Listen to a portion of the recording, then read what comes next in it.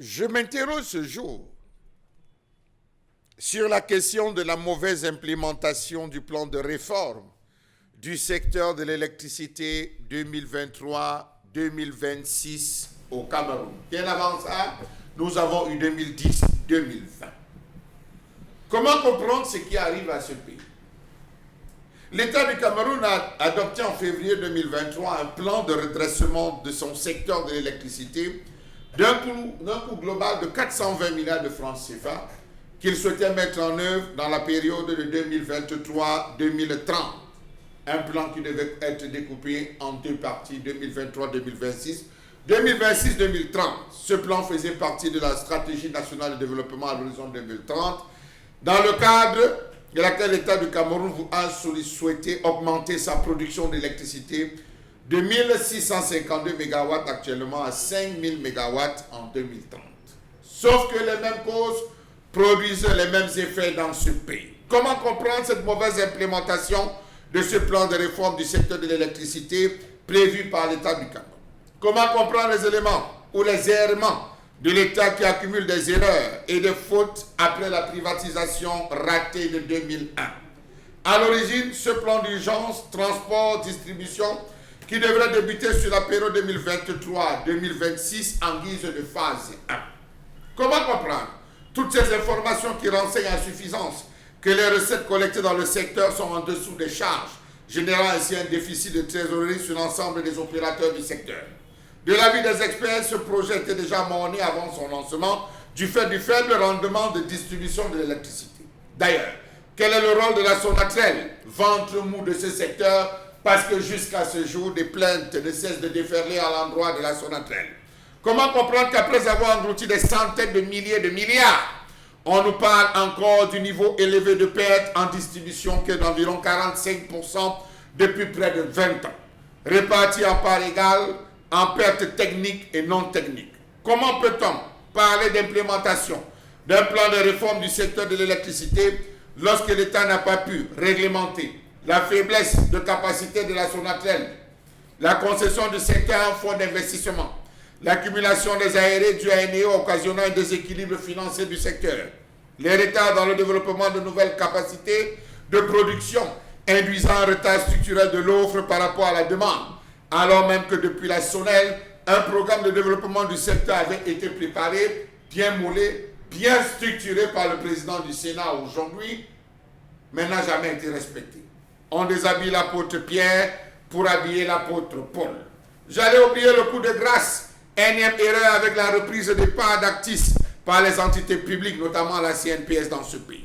Comment comprendre qu'après avoir endetté les Camerounais jusqu'à la 4e génération pour résoudre les problèmes d'énergie dans ce pays, on nous parle encore en 2023. Ça a commencé en 90. On a eu la succession en 97.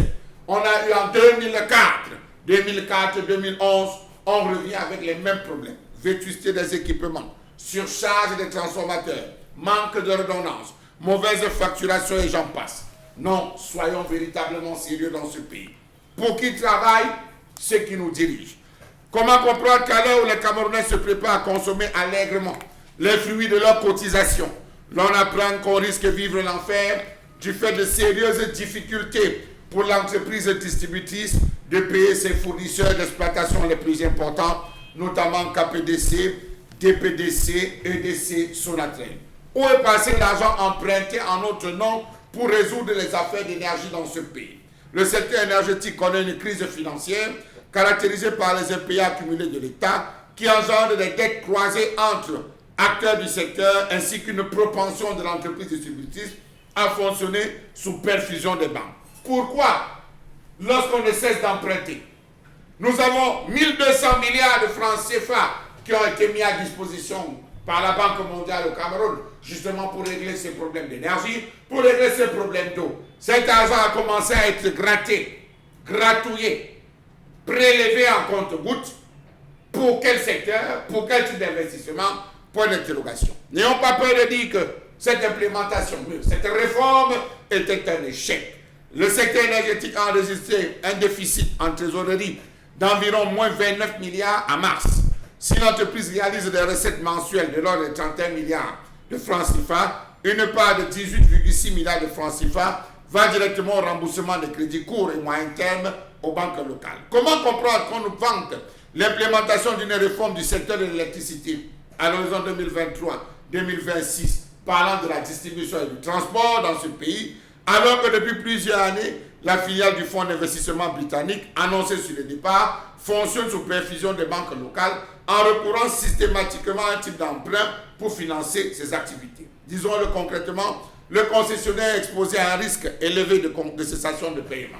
Pourquoi donc parle-t-on d'une plan de réforme? De quel type de réforme s'agit-il si ce n'est une énième perfusion qu'on se prépare sous des appellations subtiles? Comment comprendre la situation que traverse le Cameroun en ce moment? Comment comprendre tous ces mensonges servis au peuple camerounais? Savez-vous qu'il se raconte de ce côté du sud Cameroun que la société Kribi Power Development, exploitant la centrale à gaz de Kribi, a réduit de 120 MW la production de cet ouvrage? Encore des points d'interrogation. Depuis plus d'une semaine, on ne produit que 100 MW sur les 216 MW de capacité installée. À l'origine de cette décision, qui a de graves répercussions sur le service de l'électricité, avec notamment un retour en force de délestage sur le réseau interconnecté sud, une accumulation record des impayés. On passe le temps à nous affubler avec des concepts, des mots, des expressions, des appellations. On va faire une réévaluation, une évaluation subtile. On va lancer un plan de réforme stratégique. On a eu à avoir des erreurs, des imperfections qui vont être améliorées. On passera de la phase 1 à la phase 2. On passera de la phase 2 à la phase 3. Une chose est sûre, on se retrouve à un problème. Question. Quand est-ce que la demande des industries installées dans la capitale économique de Douala, évaluée à 225 MW, sera comblée à court terme? Telle est la question aujourd'hui que tous les chefs d'entreprise se posent. A-t-on pensé, puisqu'il faut en parler, à la question de l'évacuation vers les ménages et industries de l'énergie qu'apportera Nachtigal? Dernière information à ce qui paraît, on a pensé à la construction de ce barrage, mais hélas, à ce qui paraît encore, la distribution posera ou le transport posera problème. A-t-on pensé aux besoins urgents et massifs de l'extension en priorité du réseau de transport pour notamment raccorder les zones industrielles de Kribi, Dibamba, Bomono, Limbe, Gaoundéré, où les demandes industrielles sont dans l'attente et dans l'ordre de 300 MW? Point d'interrogation, mais apparemment non. Savez-vous que ces capacités en attente vont continuer d'entraîner la dégradation de la qualité du service après les industries de Douala ou auprès de ces industries? D'ailleurs, il est connu qu'une très grande majorité des industries de cette ville fonctionnent grandement avec des groupes électrogènes dont le coût de production du kilowatt est de 200 francs CFA, ce qui augmente les charges des industries et limite leur contribution au PIB. Savez-vous que cette situation du secteur de l'électricité, si elle n'est pas réglée, aura des conséquences négatives sur le budget et la trésorerie de l'État, qui s'est déjà vu dans l'obligation de prendre en charge la dette de l'homme Pangar en réglant 12 milliards de francs CFA au lieu et place de EDC. Elle aussi a entraîné la réduction de 75 milliards de francs CFA des transferts de la Société nationale des hydrocarbures vers le budget de l'État, notamment pour appuyer les impayés de gazole à l'égard du marketeur Tradec sans aucune forme de publicité. L'implémentation de cette réforme aura lieu à quel moment? Sur quelle période? Avec quel fonds? Avec quels moyens? Trop d'interrogations dans tous les cas. Parce que jusqu'à ce jour, le transport encore lui seul, la distribution elle seule, pose d'énormes problèmes. Le barrage de Sonloulou à quel niveau? Puisqu'on parle des réformes. Toutes les turbines tournent-elles? Question.